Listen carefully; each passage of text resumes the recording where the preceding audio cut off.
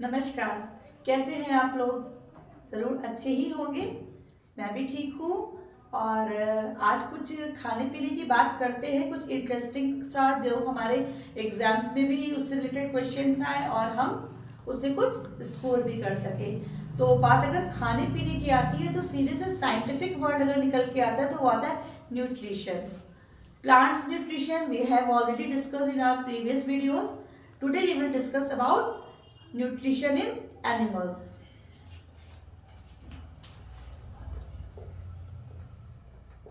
Nutrition in animals.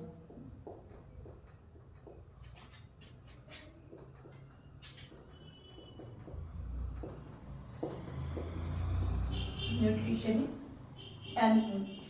Nutrition in animals, जैसे कि हमने प्लांट्स में भी न्यूट्रिशन डिस्कस किया था, तो सिंपली क्या था, इनटेक ऑफ फूड था and utilisation of its utilisation in the body या by the organism.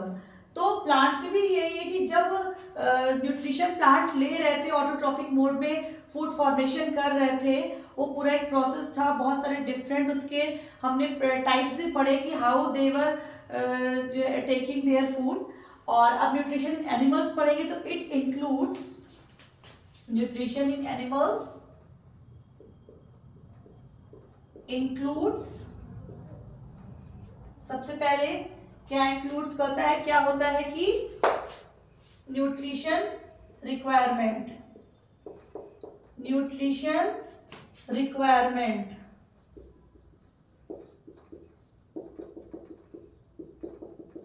Nutrition requirement, then intake of food, intake of food, and then utilization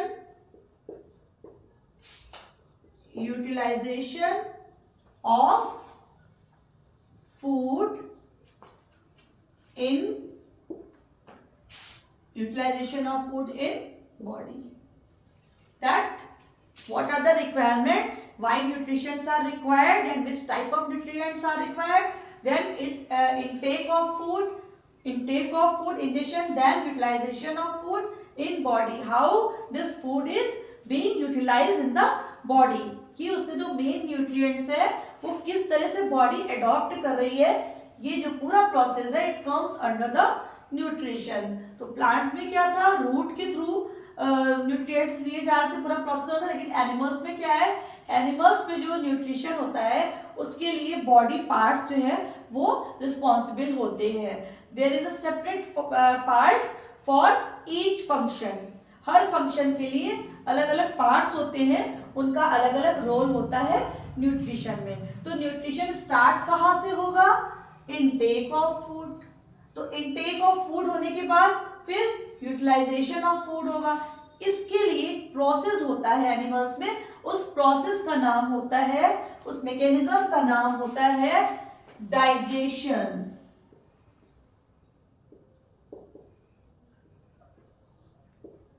Digestion, by which process animals intake their food and utilize it by digestion. What is digestion? अब ये आता है कि digestion क्या है, जिसको हम बोलते हैं पाचन क्रिया। कहते हैं कि खाना खाया, हजम हुआ कि नहीं हजम हुआ, यानी कि पचा, यानी कैसे पचता है, यानी कि कैसे डाइजेस्ट होता है, ये जो पूरा प्रोसेस है डाइजेशन की प्रक्रिया। तो ये क्या चीज है, डाइजेशन का में क्या होता है कि the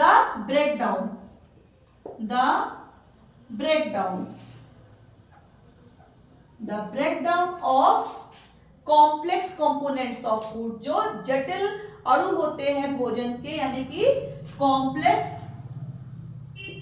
the breakdown of complex components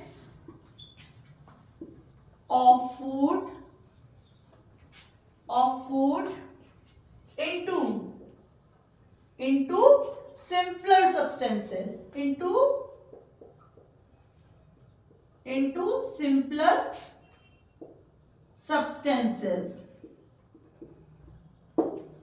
तो डाइजेशन में क्या होता है, डाइजेशन में जब हम फूड ले रहे हैं तो उसमें क्या है, बहुत सारे कॉम्प्लेक्स कंपोनेंट्स ऑफ फूड होते हैं, जिन्हें कि हम सरल अणुओं में या सिंपल सिंपलर सब्सटेंसेस में ब्रेक डाउन होता है। ये ब्रेक डाउन किससे होता है? Different kinds of enzyme, juices, जो भी सिक्रीट्स होती हैं ग्लैंड से, वो सारी चीजों से क्या होता है कि break down of complex components of food into simpler substances. ये क्या प्रोसेस किसमें होता है? डाइजेशन के प्रोसेस में ये मैकेनिज्म होती है। What is digestion? Digestion is a mechanism in which the breakdown of complex components of food into simpler substances। तो ये जो ब्रेकडाउन हो रहा है इसमें बहुत से तरीके के बॉडी ऑर्गन्स जो है वो इन्वॉल्व होते हैं। हर बॉडी ऑर्गन का अपना एक रोल होता है। जिस तरीके से बॉडी में फूड एंटर करने के साथ ही साथ इसका यूटिलाइजेशन होता है, जो रेस्ट ऑफ द जो unused part of the food है वो क्या होता है, उसको डिस्कार्ड बॉडी करती है। तो ये एक पूरा प्रोसेस हम डिस्कस करेंगे। इसमें कौन कौन से पार्ट्स यूज में आ रहे हैं, कैसे कैसे डाइजेशन प्रोसेस हो रहा है, ये हम पूरा इस सीरीज में डिस्कस करेंगे। अब देखिए,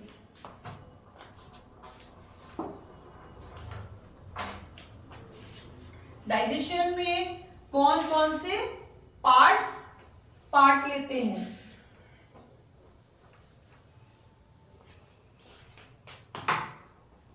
अब देखिए,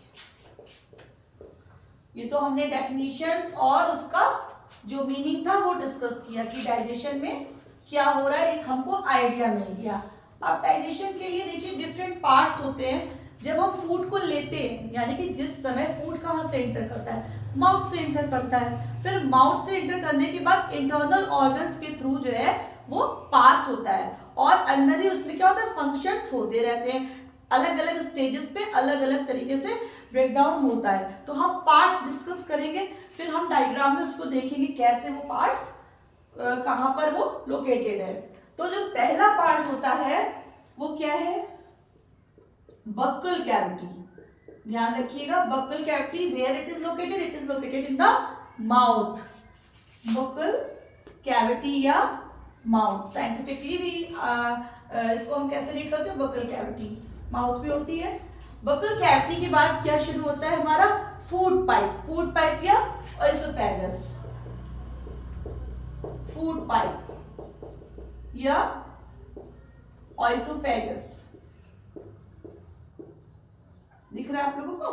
फिर अब ये जब बक्कल कैविटी, फिर फूड पाइप, फिर देन ये कहां पे कंटिन्यू हो रहा है, स्टमक में।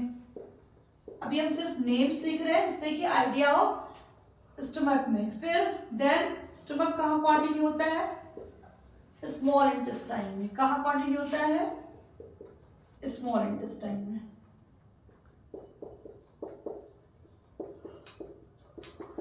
फिर ये जो स्मॉल इंटेस्टाइन है ये कंटिन्यू होता है लार्ज इंटेस्टाइन में।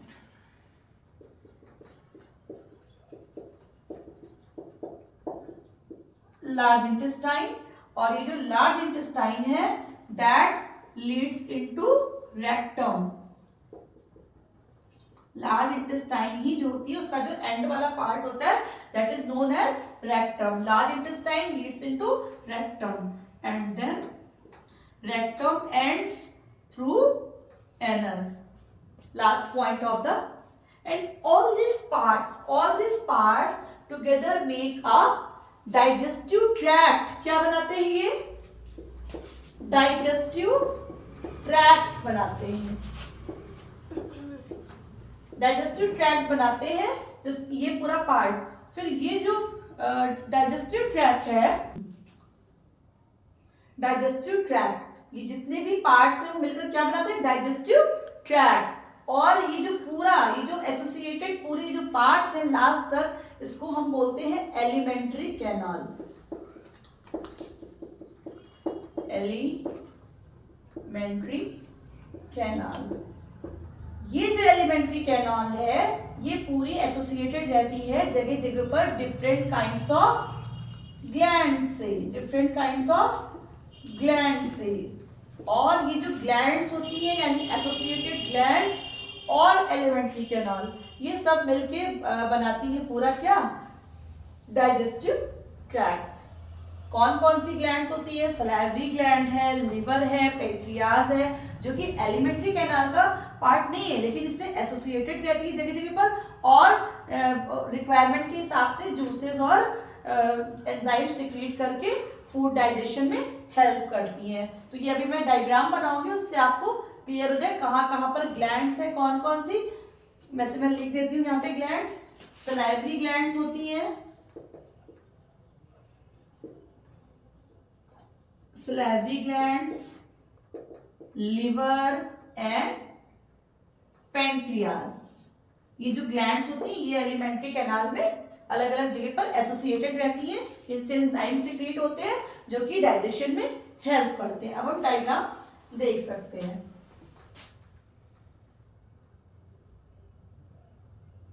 देखिए दिख रहा है आप लोगों को? बहुत अच्छा तो नहीं बन पा रहा है।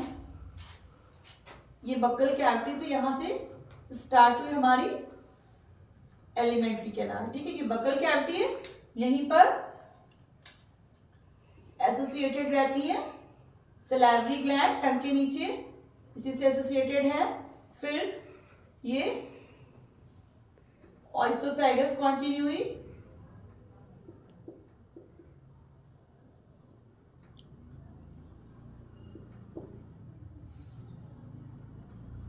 स्मॉल इंटेस्टाइन, बहुत सारे इसमें कॉइल्स होते हैं। Then large intestine and rectum, then anus. यहाँ पे क्या होता है? पेंक्रियाज है, और यहाँ पे हमारा लिवर के लोब्स होते हैं। यहीं पर गॉल ब्लैडर है, ये हमारा पेंक्रियाज है। सिंपली अगर हम देखें तो ये क्या है? ये क्या है? हमारी बक्कल कैविटी। बक्कल कैविटी, ये क्या है? ऑइसोफेगस या फिर food pipe. This oesophagus continue into stomach. Stomach के पास यहाँ पे साइड में 5 लोब्स होते हैं लीवर ग्लैंड के। लीवर ग्लैंड से भी एंजाइम सिक्रीट होते हैं। यहाँ पे क्या है? देखिए गॉल ब्लैडर है, gall bladder. Then small intestine, फिर ये क्या है? Large intestine. दिख रहा है आप लोगों को? लार्ज इंटेस्टाइन, फिर रेक्टम, देन एनस। तो ये आपको आइडिया मिला है कौन कौन से पार्ट्स हैं एलिमेंट्री कैनाल में। Buccal cavity, then food pipe और oesophagus, then stomach, small intestine, large intestine, which leads into rectum, and the end point is anus. So these parts collectively make the alimentary canal and digestive tract, and so many glands are associated with this alimentary canal and all together combines to make a digestive system. यानी कि ये जो main parts of alimentary canals है with association of different kinds of glands, they all combine together to form a digestive tract or digestive system. So here we can see this part, that buccal cavity here, buccal cavity mouth में होती है। Then इसके पास ही salivary glands होती हैं, salivary glands. Then food pipe और oesophagus. This oesophagus leads into stomach. Here liver is associated. Liver is also a gland, not the part of alimentary canal, and gallbladder is present. Then this stomach continues into small intestine. ये बहुत ही बड़ी होती है small intestine, ढेर सारे coils होते हैं इसमें। Then this small intestine leads into large intestine. Large intestine leads into rectum, and this rectum ends into anus. तो इस तरीके से ये पूरी हमारी डाइजेस्टिव ट्रैक्ट या डाइजेस्टिव सिस्टम के पार्ट्स थे। अब धीरे धीरे हम एक एक पार्ट डिस्कस करते चलेंगे और फिर उन पार्ट से हम पढ़ेंगे कि कैसे डाइजेशन यहाँ से स्टार्ट हो रहा है, food intake of food through the buccal cavity through the mouth, and उसके बाद लास्ट पॉइंट पे कैसे हम उसको डिकार्ड बॉडी उसको कैसे एक्सपोज करेंगे, ये हम पूरा प्रोसेस वन बाय वन पढ़ेंगे। तो आज हम स्टार्ट करेंगे बकल कैविटी से।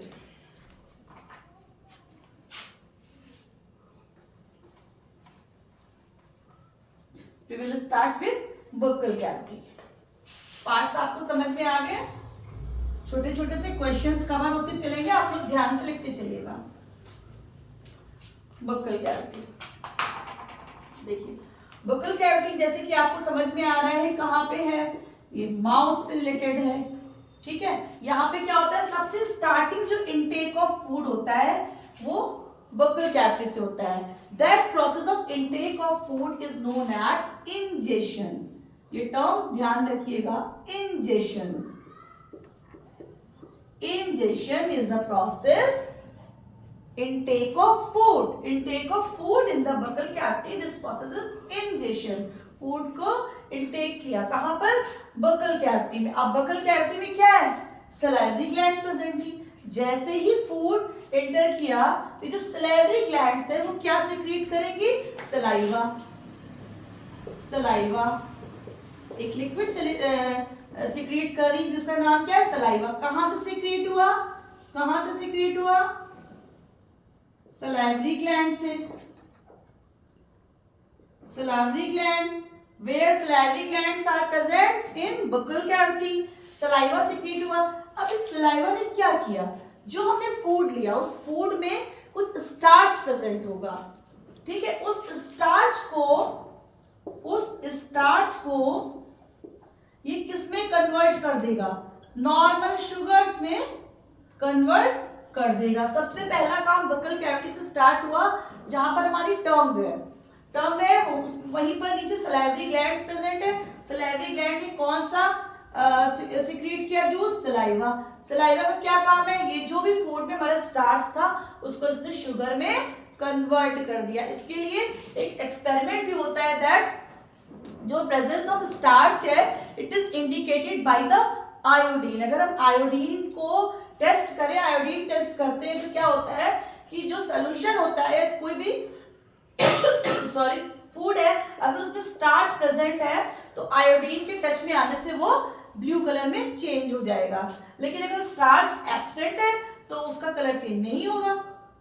तो सपोज हमने बॉइल्ड राइस लिए, ठीक है, क्या लिए हमने, बॉइल्ड राइस। अब बॉइल्ड राइस है, अभी फूड नहीं गया है, ठीक है, हमने बॉइल्ड राइस ले लिए,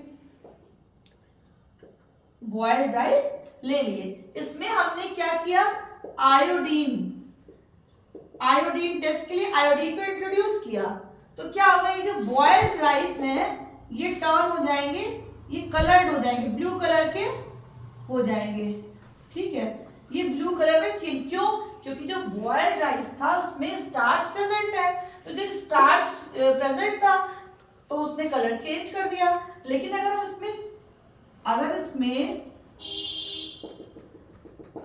उसमें चीव्ड राइस ले ले, यानी कि अच्छे से हमने उसकी चीविंग कर रखी है, तो चीविंग की है इट मींस कि उसमें सलाइवा मिक्स हो चुका है। जब सलाइवा मिक्स हो चुका है तो उसका जो स्टार्च था वो ऑलरेडी शुगर में चेंज हो चुका है। तो जो हमने चीविंग की हुई है ये चीव्ड राइस है, तो क्या होगा, इसमें अगर हम आयोडीन इंट्रोड्यूस करें या आयोडीन टेस्ट करें तो क्या होगा, कुछ चेंजेस होगा। भाई आयोडीन से टेस्ट करेंगे तो स्टार्च के साथ टेस्ट देता है ना, तो बॉइल्ड राइस थे तो क्या है, यहाँ पर तो हमें कोई सलाइवा इसमें नहीं मिक्स हो पाया था। बॉइल्ड राइस है तो इसमें तो स्टार्च प्रेजेंट ही प्रेजेंट है, तो इसने आयोडीन टेस्ट को पॉजिटिव दे दिया। बट हम यहाँ पे कैसे, चीव्ड राइस है, हमने चीविंग कर रखी है। अब क्या है, इसमें स्टार्च को ऑलरेडी जो हमारा सलाइवा था ऑलरेडी स्टार्च को शुगर में चेंज कर चुका है। तो यहाँ पर क्या है, ये जो आयोडीन टेस्ट है ये यहाँ पे क्या हो जाएगा, नेगेटिव हो जाएगा। नो कलर ऑफ चेंज, कोई चेंज ऑफ कलर नहीं होगा, because iodine gives blue colour with starch. जब स्टार्च प्रेजेंट होगा तो आयोडीन टेस्ट प्रेजेंट होगा यानी पॉजिटिव आएगा, बट जब स्टार्च एब्सेंट होगा तो आयोडीन टेस्ट नेगेटिव आएगा। इस तरीके से हम देख सकते हैं कि सलाइवा जो है, saliva is able to change starch into sugar. तो यहाँ से देखिए ब्रेकडाउन स्टार्ट हो गई, कहाँ से, हमारे बकल कैविटी से ही ब्रेकडाउन स्टार्ट हो गई है। अब बकल कैविटी में और क्या होता है, माउथ में और क्या होते हैं, आपने देखे टीथ होते हैं हमारे, है ना, टीथ होते हैं। टीथ क्या है, उसका भी कुछ काम है, वो क्या करते हैं, वो जो फूड होता है उसको क्या करते हैं, उसको स्मॉलर पार्टिकल्स में कन्वर्ट कर देते हैं, जिससे कि इजिली हमारे जो वाइटल ऑर्गन्स है, जब फूड इनटेक किया जाएगा तो इजिली उसका डाइजेशन हो सके। तो टीथ का भी बहुत रोल होता है डाइजेशन में। तो टीथ कैसे काम करते हैं, किस तरह कितने टीथ होते हैं, वो सारा हम लोग कल डिस्कस करेंगे। अभी हम लोग यहीं तक पढ़ते हैं जिससे कि आप लोग भूलिए ना। तो क्या क्या हमने पढ़ा, सबसे पहले क्या पढ़ा, nutrition in animals. What was nutrition in animals? Nutrition in animals includes nutrition requirement, then intake of food, then utilization of food by the organism. फिर हमने क्या पढ़ा कि एनिमल्स में इनटेक ऑफ फूड के लिए पूरा प्रोसेस होता है, जिसके थ्रू वो डिफरेंट ऑर्गन से फिर वो एंड तक यूटिलाइज हो पाता है। उस प्रोसेस को क्या बोलते हैं, डाइजेशन। डाइजेशन क्या था, break down of complex components of food into simpler substances, digestion which includes so many organs, जैसे कि बकल कैविटी थी, oesophagus, stomach, small intestine, large intestine, rectum and anus, and also some associated glands with these organs together all make a digestive tract or digestive system. कौन कौन से parts है वो भी हमने पढ़े। उसके बाद एक तरीके से हमने आइडिया लिया कि कहाँ पर ये पार्ट्स सिचुएटेड होते हैं। तो ये मेन एलिमेंट्री कैनाल और एसोसिएटेड ग्लैंड्स कौन थी, सलाइवरी ग्लैंड्स, लिवर और पेंक्रियाज। ये हमारा पेंक्रियाज।